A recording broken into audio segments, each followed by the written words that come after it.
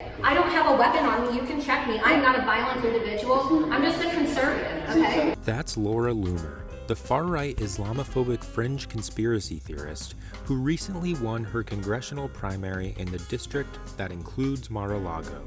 I'm PJ Evans, and this is the story of how a total outsider banned from every major social media platform took back the spotlight with the support of the President of the United States.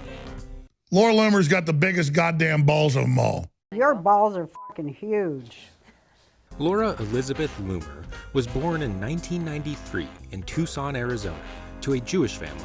As an 8-year-old, Loomer's politics began to take shape after 9/11, thanks to Bush-era propaganda. Loomer explains, "When I was 8 years old, I really started to become very interested in Islam. From a young age, I understood that there was a war on terror. My parents even bought me those Iraq Most Wanted playing cards. So while other kids were playing with Pokemon cards, I was talking about things like Osama bin Laden." Which must have made her super fun to hang out with on the playground. "Trade you my Blastoise for your Charizard? Sorry, all I can offer is a 2 of Hearts Osama bin Laden." Loomer abandoned the barren desert for a college in Massachusetts, but left after just 1 semester because she claims she felt isolated as a conservative. Quote, "I ate every single meal by myself for an entire semester," Loomer said. But, she totally has a great personality otherwise and would have had a ton of friends for sure. She then moved south to Florida, where she attended Barry University in Miami, a private Catholic school. There, Loomer hosted the university's news station. It's not just how you dress. It's not just how you dress. You want to make a statement about yourself in the interview. So here are a few... Okay. Just keep on. Okay. When she wasn't hosting the funniest show on earth, Loomer, in her own words, was known as the campus Islamophobe at Barry. In 2014, Loomer tipped off a Florida blog about how an imam had been invited to a 9/11 memorial event on campus. "We live in a Judeo-Christian country, and they let the imam open the ceremony," she said. "He was literally chanting, 'Allahu Akbar.' That's not cool, because that's what the terrorists were chanting," Loomer said. The next year, she tried to expose Barry University's staff as terrorist supporters by secretly recording herself talking to university officials about starting a club on campus called Sympathetic Students in Support of the Islamic State of Iraq and Syria. The school reportedly only asked that she change the name of the club to Students in Support of the Middle East. Despite the school's wishes, as Slate notes, Loomer's video succeeded in inspiring nefarious headlines like "Barry University faculty accused of supporting Islamic State terrorists." It also resulted in Loomer getting suspended from the school and being named in a lawsuit for illegally recording the staff.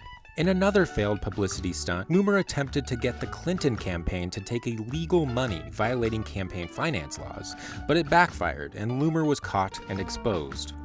On the day of the 2016 presidential election, Loomer went to a polling place, dressed in a burqa, and tried and failed to illegally request a ballot under the name of Huma Abedin, who, as Forward notes, is a Muslim American political staffer who doesn't wear a burqa. But it was her next move that launched her into the alt-right spotlight. In 2017, Loomer stormed the stage of Shakespeare in the Park's production of Julius Caesar, in which the titular character bore a resemblance to Trump.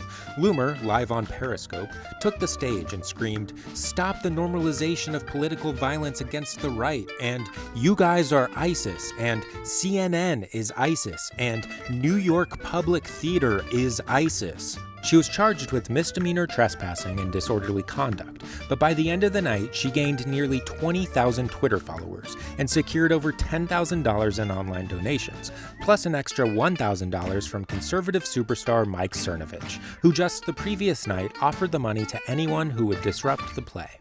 This has been really important to me because the left has systematically and programmatically used free speech and artistic expression as a pretext to incite violence against the right and promote the assassination of President Donald Trump.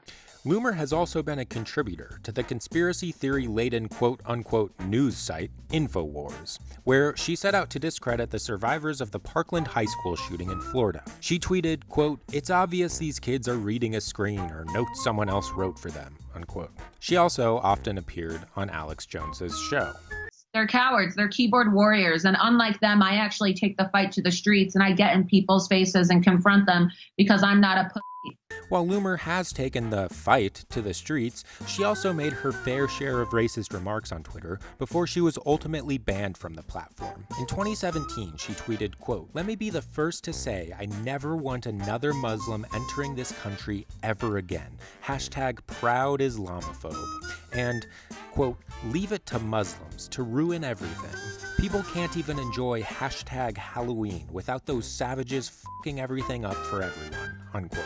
And, quote, "How many more people need to die before everyone agrees that Islam is cancer and we should never let another Muslim into the civilized world," unquote. And, quote, "Someone needs to create a non-Islamic form of @Uber and @Lyft because I never want to support another Islamic immigrant driver," unquote. She has also frequently attacked Congresswoman Ilhan Omar on Instagram.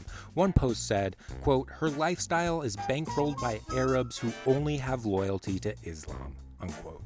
A week after getting banned from Twitter, Loomer handcuffed herself to Twitter's headquarters in New York City. Laura, why didn't you handcuff yourself to both doors? Whoop. But this wasn't Loomer's last pit stop to a platform's headquarters. After getting banned from Facebook, Loomer went to their lobby to try and meet with Mark Zuckerberg, the Facebook guy. I mean, they have full-blown communist propaganda on the walls up there, okay? Equality, justice. I mean, they're not even trying to hide the fact that they're biased. Loomer is currently banned from Uber, Uber Eats, Lyft, PayPal, Venmo, GoFundMe, Chase Bank, Twitter, Facebook, Instagram, Medium, and CPAC. But luckily for her, Venmo has higher standards than the United States Congress. In August of 2019, Loomer announced she would be running for a Republican seat in the House. A year later, without the push from social media, Loomer won the Republican primary in Florida's 21st Congressional District, which happens to be the district that represents Trump's Mar-a-Lago resort. She received endorsements from Florida Congressman Matt Gaetz, convicted criminal Roger Stone, and a certain former steak salesman turned president of the United States. Donald J. Trump retweeted at least 4 posts about Loomer's win and even tweeted himself, quote, "Great going, Laura. You have a great chance against a Pelosi puppet." And when I win my race in November, I'll be the youngest woman ever elected to the United States Congress. Laura Loomer, much like an unwanted stain on a favorite shirt, isn't going anywhere. Attempts to get out-damned Spot appear to only fuel interest in her unique brand of Islamophobic hatred.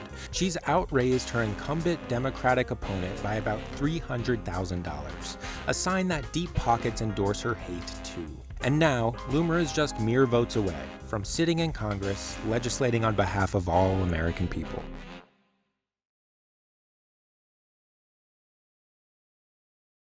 Hey, thanks for watching Who Is? Did you know we have a podcast now too? On Who Is, the podcast, I'll dive deep into the fascinating lives of the people who run things, whose decisions impact every aspect of our lives. How did they get where they are today? And knowing that, what might they do next? From politicians to the ultra-rich, to military contractors and monarchs and media moguls, I'll introduce you to the reporters and experts who know these real-life world molders best. Sharp-eyed observers and confidants who observe our subjects as they make the decisions that define our everyday lives. To see more, hit the link or search Who Is on the iHeartRadio app or wherever you get your podcasts.